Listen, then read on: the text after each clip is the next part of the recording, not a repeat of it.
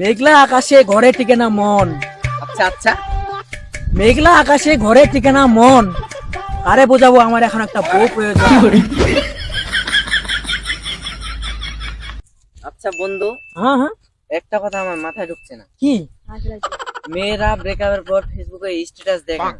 আরে ভাই, ওরা আসলে বুঝাতে চায় যে সিট খালি আছে, কেউ আইলে আইতে পারো। আমি খেলাছি আইতে পারে আস। আপনারা কি জানেন আমাদের ছেলেদেরকে সবসময় লুচ্চা, সবসময় ক্যারেক্টারলেস বলা হয়, কিন্তু সবচাইতে ক্যারেক্টারলেস, সবচাইতে লুচ্চা হচ্ছে মেয়ে মানুষ, কারণ এরা বাসুর ঘরে আগে যায় বসে থাকে।